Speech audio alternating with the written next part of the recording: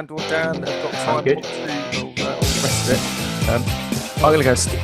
I'm going to go stick the kettle on because I'll be back in just a second. Chris normally does the edit, but I'm sure the people that have been listening live will want to carry on listening live if there's stuff to talk about. Steve, do me a favor. Do me a favor. Just right now, while nobody's talking, just say bye, so I have something to edit in, because that was a cluster.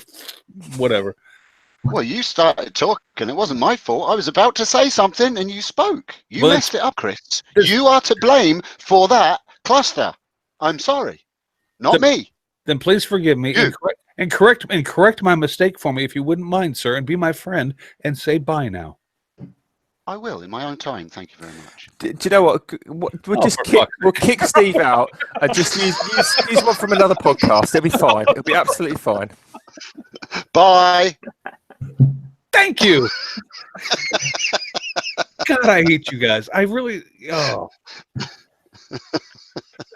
You guys don't understand. I mean, for people that are watching. We do. That's why we do it. I know, but the people that are immediately when this is over, I have to wait for YouTube to render it. Then I download it. Then I spend the rest of my evening editing this thing. It's not something I put off until Wednesday. I do it tonight, and all Steve does, and you guys that are messing up, is extend my evening into the wee hours of the morning. Anyway, see you, everybody. Bye-bye. Love you. All right, thanks. I hate you. I do. I hate you. And I love you, Chris. Well, that's okay. I like you too, but you piss me off.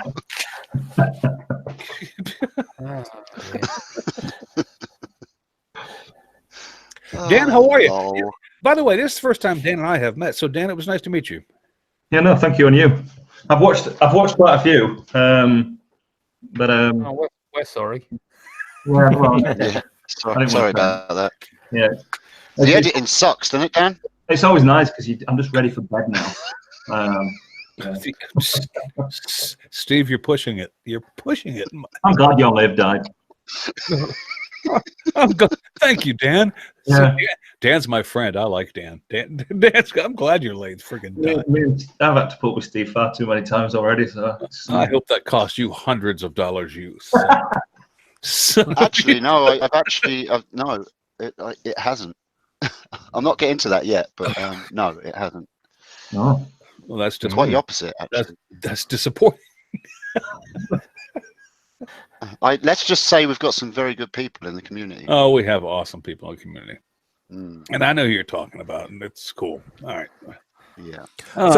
So I've got a question. Richard, it's not about time off. Tell me it's not about time off. No. To do with the kind of the education in schools. I mean, Andy, I know you've done kind of a broad spectrum, but I think we were sort of focusing in more on the secondary level, kind of 11 to 16 age bracket. And to my mind, that, and I might be way off here, I absolutely no idea, but to my mind, remembering what I was like at 16, I didn't have a clue what I wanted to do. I didn't really care, to be perfectly honest, at 16 what I was going to do. I mean, you pretty much, I think, live your life day to day rather than any longer than that.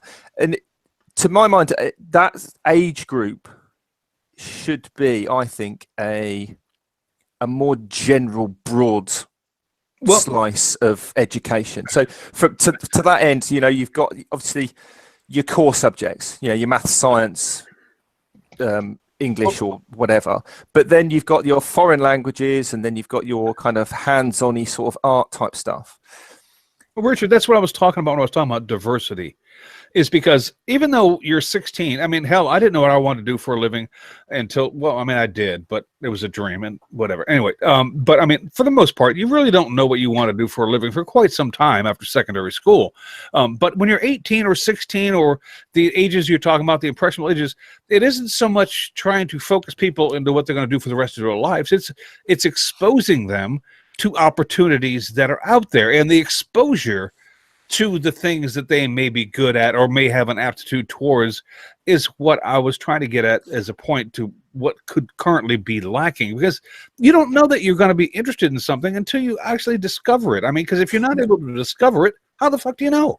No, totally, absolutely. But I mean, you've got to kind of put constraints in somewhere. And so let's take your career. You know, your career was DJing. No, actually, no, it wasn't. I have a college degree in theater. I was. So you've got the drama and the arts side of the music, performing arts. Yes. As a general, I mean, but you could then go into production, lighting, sound. I mean, you then went from theatre into DJing on the radio. So to my mind, I can see there's a connection. There's a small. It's a thin one, but there's a connection. Yes, exactly. So that's what I mean about the kind of generic side of it. I mean, I don't know any secondary schools that do car maintenance as a subject.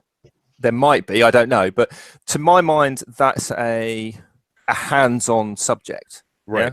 You know, because you're using spanners and hammers and stuff. Yeah, don't get me wrong. I know there is a very academic side to that, and that takes you back to the maths and it's trigonometry and all that sort of engineering and physics and torque and all that sort of stuff that you learn in a particular area. But you get if you take woodwork and metalwork, and probably the electronic side and the drafting kind of side of it, whether that's with a square and a pencil or whether it's with some CAD package, you've got these sort of generic bubbles, if that makes sense. And if somebody, like Andy was saying, has got an aptitude in woodwork, potentially they could have an aptitude in car maintenance, whether they've got an interest in it or not. But like you said, you don't know whether you're going there. So if for example, you then picked these generic areas, and that's kind of where I was going with if you're doing Polish and Italian and Spanish at secondary school, to my mind, that's a narrowing of the languages. Because if you can pick up, if you as a 16-year-old or a 15-year-old kid, you have to do a foreign language because the government says you have to do dun dun dun dun dun, right. And a foreign language is one of them.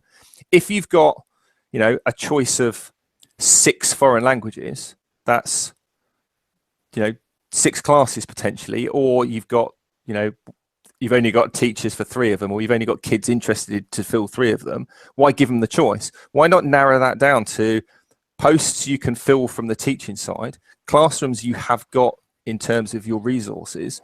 But then if a child has got an aptitude to learn and an interest to learn a foreign language, potentially they could then find Italian or Spanish. Do you see what I mean? If you've got an aptitude for a foreign language, you might have an aptitude for another foreign language and therefore an interest in it. Does that make sense? No, so why give them loads of choice? It makes a lot of sense. But I guess what I was trying to say is when you have, let's say you're the owner of a company and you have a number of entry-level positions you would like to fill to bring people into your company because you're hoping to expand and grow yourself. And then you're looking at applicants. Let's say it's an automotive industry. Let's just say it's Joe's Automotive Factory, and the applicants you get in for the entry level positions. The first question that you're going to have with the interviewer, knock on wood, you actually sit face to face with somebody, is the interviewer asks the applicant, "Hey, have you ever looked under the hood of your car?"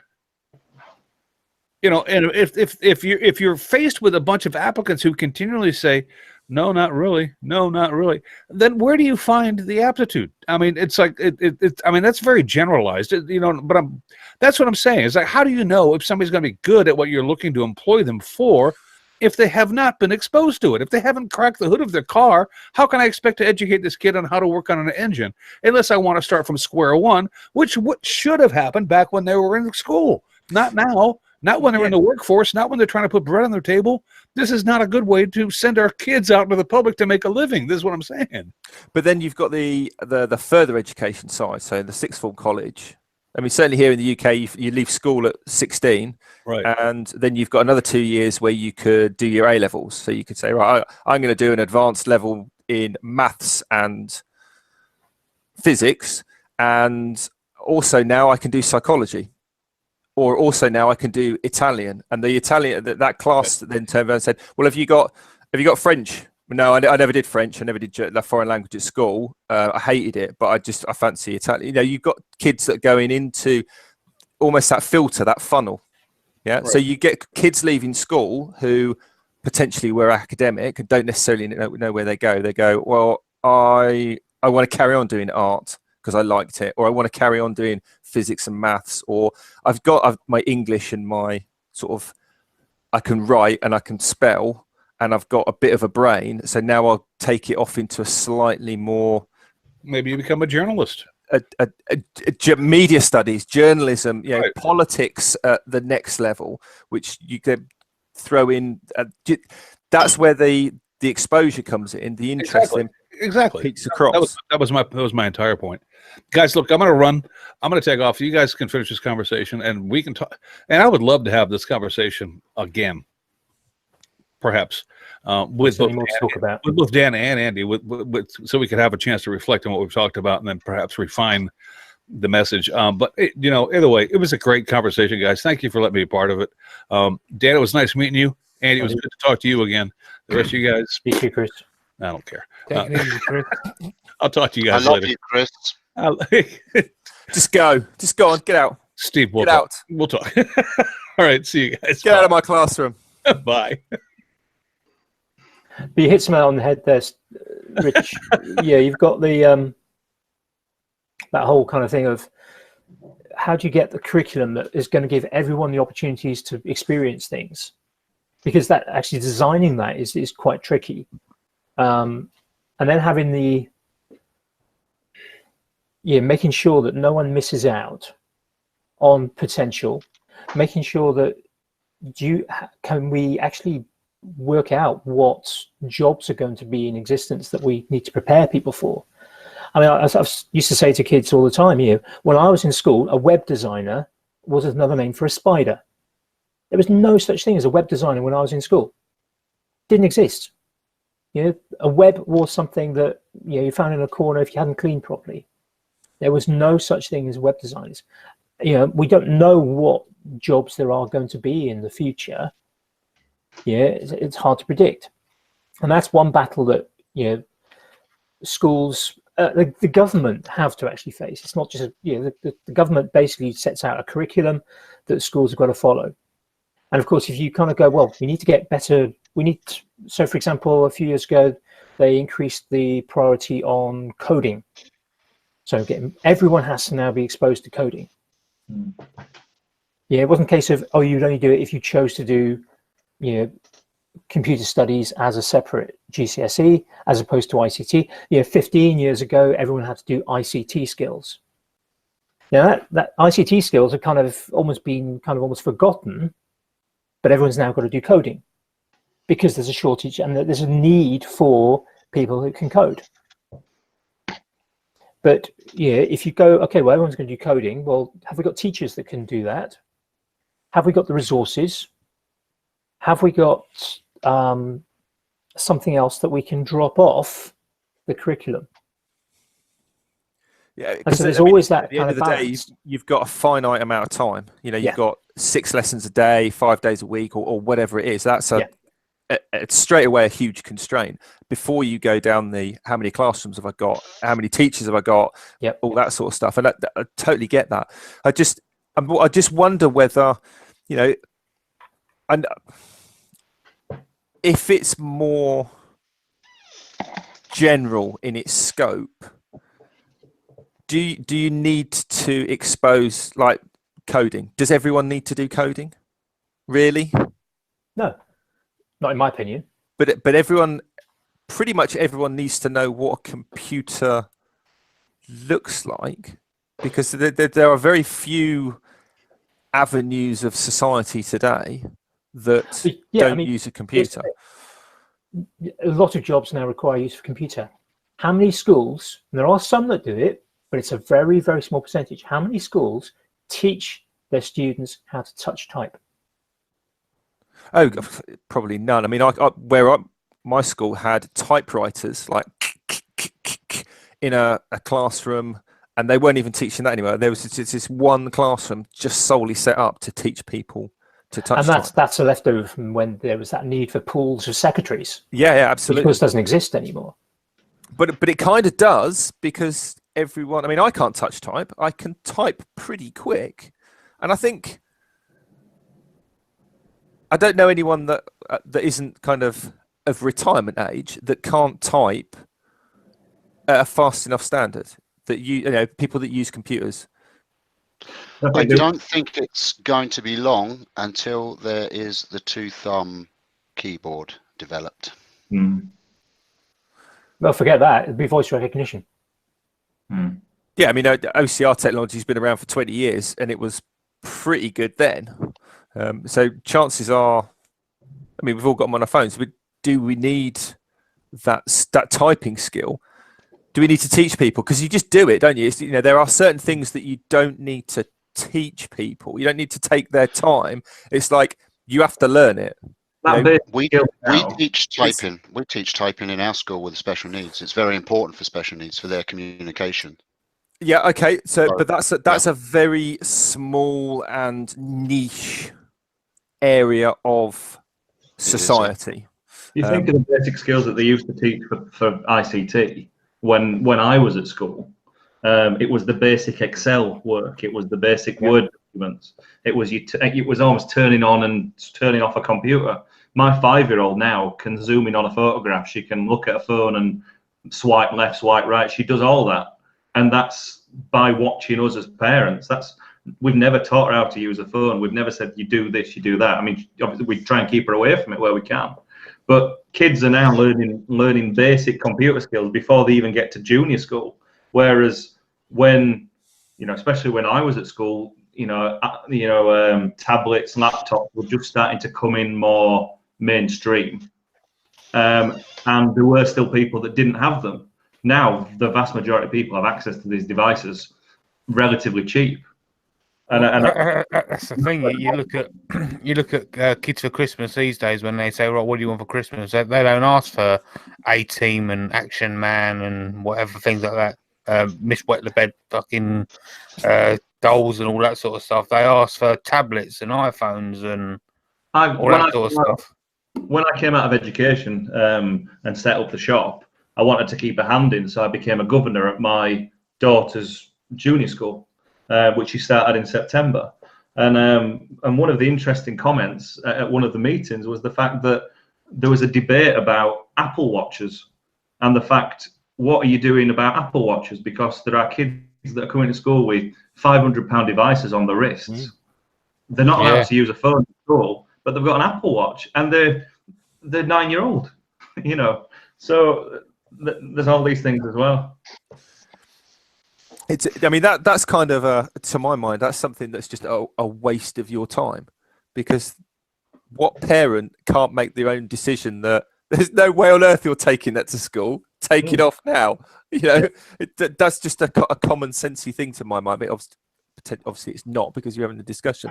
But I think there are certain things that you shouldn't need to teach in a school. And I think manners. Yes, timekeeping, moral fibre, backbone, honesty, etc. But I mean, that's another problem. I think there is another attitude in kids as well, unfortunately. And I put my hands up to my own kids. I mean, I've got kids of all ages that are all at different levels of education and work and such like. And I think with the attitude of some kids are that, do you know what? I'm not really that worried about my school at the moment. This is a certain amount of kids now. Don't get me, it's not all kids. Where I know that it doesn't matter how well I'm going to do in school, there's always going to be that third level mature student education that I can drop into if I need to. So do I really need to try that hard with schooling? Because there's all these opportunities out there that I can do 4 or 5 years after I leave school. I can bum around for 3 years and still drop into a good education. Yeah, I mean, I kind of got that vibe from Ben and Kat at certain times, and I think to some degree I probably had it at that age as well.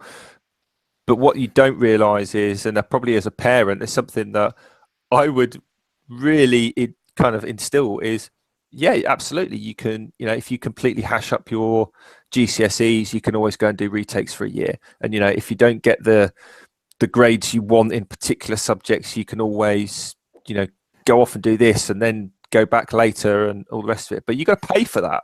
That then ceases to be government funded. It then becomes either mummy and daddy funded or you funded. So not necessarily, not here in Ireland. Certainly it's going to be like that. Not everywhere where it's 25 years old. Are the Irish government still paying for your kids to go into school and do? There's going to be a window, isn't there, where they're going to go, no, I think you're a bit old for this now. Put the Lego down and do. Nope. So you could go back to school and do a completely free government funded. Not completely free, but government funded. Okay, so Yeah, but you still, depending on how you work the system. Okay, so but potentially you've got their money to have to put into that. Yeah, but not a massive amount. Okay, so what you then did, I mean, if my kid came back with that argument, I said, well, what are you going to do in the meantime? Yeah, well, that is the problem, and you have got an awful lot of kids that are turning into young adults, and they're just in this rut, this slump. There's nothing void. Nothing void, where they're just still in their parents' houses and they're just signing on the dole, or they're jumping in and out of third level education. Oh, I kind of didn't like that course, so they drop out, go back on the dole again, and then the dole will pay them to go back into education again, and then they'll drop out of that again, and they just continue on this never-ending rut of kind of immature depression and not knowing what direction they're going. And unfortunately, here anyway, it makes it really easy for them to do that. They're even, I mean, for instance, they're trying to change the system for nursing. So, and you go into the nursing sector, you're doing your 4 or 5 years nursing training, you're coming out with your degree, and then they're buggering off abroad. They're getting all their education paid for by the government, right? And after 4 or 5 years, they've got their degree and they go off to the States and they get twice as much pay. Now they're trying to bring it into the system now here in Ireland, where you have to stay in the country for 5 years after you've qualified and pay that back with taxes, pay your education back with taxes before you're allowed to leave the country. But that's not necessarily going to happen 100%. They're only working on that now. In the meantime, nurses and doctors and such like are getting qualified and whew, gone. Thanks for the free education. See ya. And now we have no nurses. But I mean, that's pretty much like what Chris was saying with the manufacturing side. Okay, so if you have a gap, you've got to fill that somehow from somewhere. And these things, they never happen. It never happens overnight. And consequently, any solution that you try and put in place doesn't happen overnight either. And if you try and get it to, if you try and compensate very quickly, like Andy was saying, with all of a sudden the education system changes because government changes and priorities change, and now we've got to do this, you end up with a massive pendulum swing one way or the other. And it doesn't actually solve anything because you create another problem somewhere else. Every problem solved is a different problem created somewhere else. There's no gradual. I often look at the medical side of Ireland when they're saying how much they're spending on helping people with depression and with anxiety and all this. And I truly believe that if they sorted out the education system and the job side of things and kept a lot more people in the jobs that they're training for and made it more interesting for them, I honestly think that would fix itself, because you've got young adults that are just going into depression because they've just got this never-ending thought of there's nothing out there for me to do, there's no jobs, there's no education for me, blah blah blah. If they actually twisted it 180 and started concentrating on other parts of education, I think a lot of depression issues would not be solved, but certainly dampened compared to what they are now. Yeah, I mean, you're right. And the education system and mental health for kids is a big thing. The pressure that's on students now from schools in many schools is tremendous. You know, the whole kind of, oh yeah, you've got these your target setting. I mean, yeah, talk to pretty much any teacher about target setting, and most will pull their hair out. There are a number of organizations that analyze data from various stages of a child's education.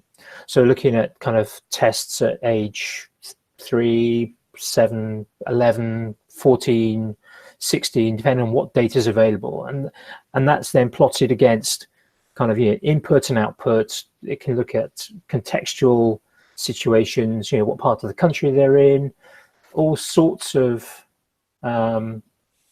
data. And then that is then used to generate targets for schools. So schools get this kind of information that says student X, based on what we already know, should be able to get this range of grades. Or actually what they get is a probability that they'll get this grade, another probability they'll get another grade. And schools turn that into a, oh, you're going to get a C in French, or you're going to get a B in technology. And so the students are given that and then pressurized into kind of, right, you've got to attain that. Oh, look, you're not getting a C at the moment. Yeah, we need to do more work on you. So you get the whole kind of mental health issues just associated with that. Never mind the kind of the potential job prospects or the thoughts of going to university or not. Oh, if you don't go to university, you're a failure nowadays, which is codswallop. Yeah, I mean, I wonder, you know, if a lot of these issues with skill gaps and problems in schools in terms of having to jiggle things around is part of this whole everyone's got to go to university. You know, and I know this is going to get people's backs up, but Andy, you were saying, was it 5% or 10% of the population a few years ago went to university? Well, in '88 when I went to school, when I went to university rather, it was 5 to 10%. I think that's a good thing. I'm just going to come out and say it. I don't necessarily think that just because you are from a particular background, I'll leave it at that, that you're almost entitled to go to university. I don't necessarily agree with that, but I think that it is a good thing that a small portion of people do that. I think it should be available to everyone. Just like, you know, anyone can become a policeman or a fireman or a nurse or a road sweep or a bacon packer in a factory. It's whether you want to do it or whether you can do it. I mean, I personally could not stand in a factory, any factory on a production line, having things come past me doing that A to B kind of job. You know, Tesco's till, I would go out of my mind scanning items. But I know people who can, would, and love doing that sort of job. Likewise, I don't think I'd want to be a policeman or a nurse, but there are people who can and do have that ability. It's just the way things are. And anyone that says, oh, anyone should be able, because you, in my mind, you devalue that level.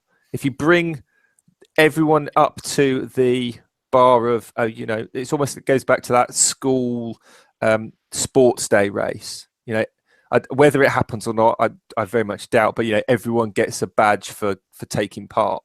Well, you get a badge for winning, for doing well. You don't get a badge. You know, kids should not, I think, be incentivized, be rewarded for turning up for class. They should be rewarded for doing well in class, because you're supposed to be in class, kids. You know, that's the thing. Not, oh, well done, you all turned up. That's yeah. I was very frustrated at end of year, and you give kids certificates for 100% attendance at school. You don't get rewarded for the bare minimum. It's what you're supposed to be doing.